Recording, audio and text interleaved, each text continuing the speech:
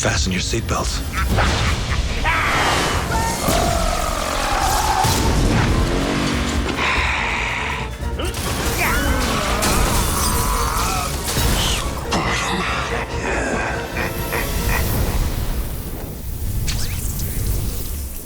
I remember when I told friends I was going to make the original Spider-Man, a movie that I really wanted to make, and I actually competed to get the role.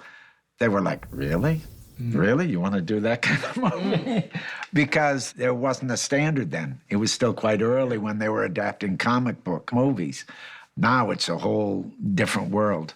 You know, when I heard it, I thought, wow, that's pretty nutty. But I thought, okay, they can figure out a way to bring me back. But it was really the pitch. And it sounded like a lot of fun and a good solution. I liked the idea that I was returning to something, but there's a spin on it. And that appealed to me. For me, it's just about the money. That's all. No, oddly enough, Willem and I were kind of joshing the other day about how 20 years since his first Green Goblin, 17 years since my first time as Doc Ock, and these are the longest options that a studio has ever exercised on actors. You know, it's like we've been waiting. When the idea was first suggested, my first thought was, hang on, I'm 17 years older, I've got chins, I've got wrinkles, you know, I mean, what are they going to do? And then, of course, I suddenly realised, wait a minute, they've got the technology. This isn't going to be a problem.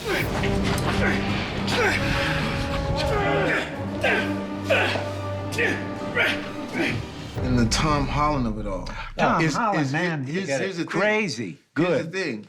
The young kid of him and his eyes, when we first got on the set, I said, look at this dude's eyes. And when he's, at one point, you'll see it, but he's trying to figure things out.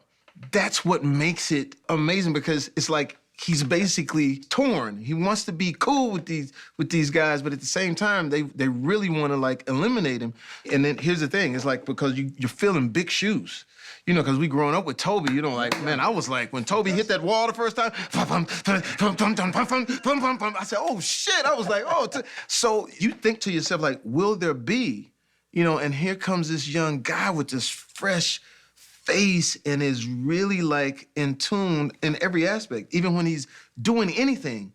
And that freaking hair, even that hair, the Spiderman hair, I was like, this hair is great. He's really impressive. Yeah. Also, physically, he's just very agile and is really skilled. So in doing the stunt stuff and the fighting stuff, he's a freak, man. He's really clean. He's really good. Really beautiful. And he's got a real film intelligence. Like, he understands the angles. He understands the lenses. He understands how you work with the camera to tell the story. You know, what's the best this or that. And it's so kind of, I'm talking, Willem, do you mind? And it shows a real sense of he just understands it. I predict within the next 5-6 years he's going to be directing.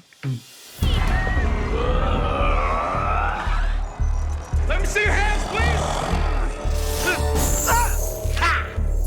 The main difference between that film and this one is that the tentacles are all kind of CG now. They'll all be superimposed on me at a later date. Whereas in the original movie, they were mechanical, and I had them, like, you know, attached to me, and we had puppeteers working them and stuff.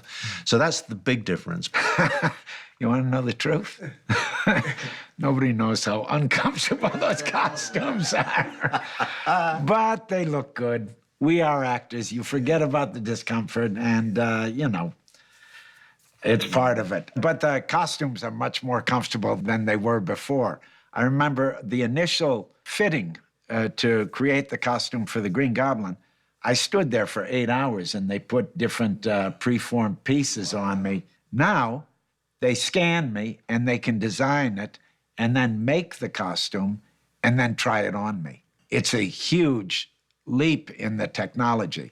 And they're more flexible. We can do more things with them. The look's a little different. Old Norman and the Goblin are further down the line, and they have a few more tricks up their sleeve. So there have been upgrades on the costume, let's say. I'm happy we got a brand new star, a brand new look. The blue, when we did it the first time, it was look, man, I didn't care. I was just happy to be, you know, in this wonderful chorus, and it was like you said, it was, you know, sort of like 2 or 3 hours or whatever like that. But with this, it's fly. The homies is like, okay, we get you now. You know, when I was blue, they still roll with me. But like, okay, you blue.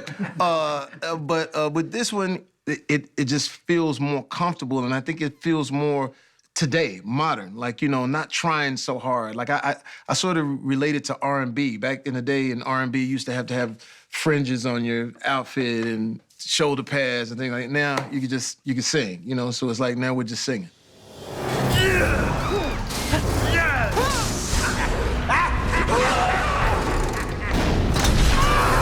Who would be the best villain? It's crazy because, like I said, we've just been watching Willem. It seems personal.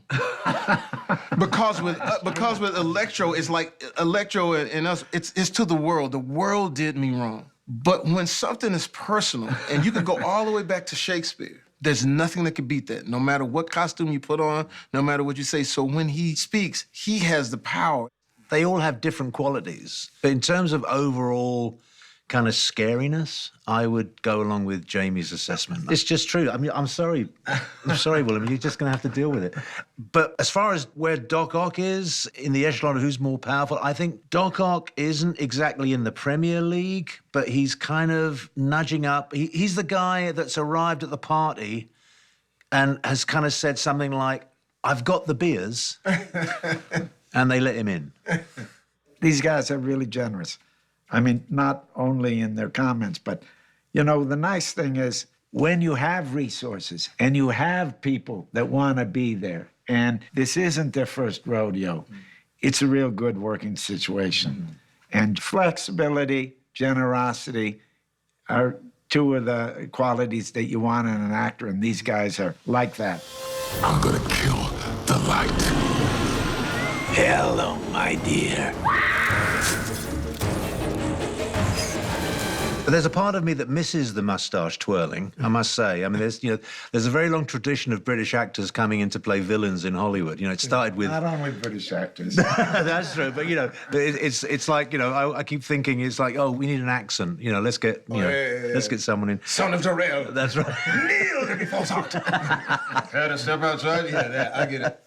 But the thing about grounded villains is that so many of them become villains almost reluctantly, almost in spite of themselves. You know, an accident happens or some terrible tragedy and it transforms them.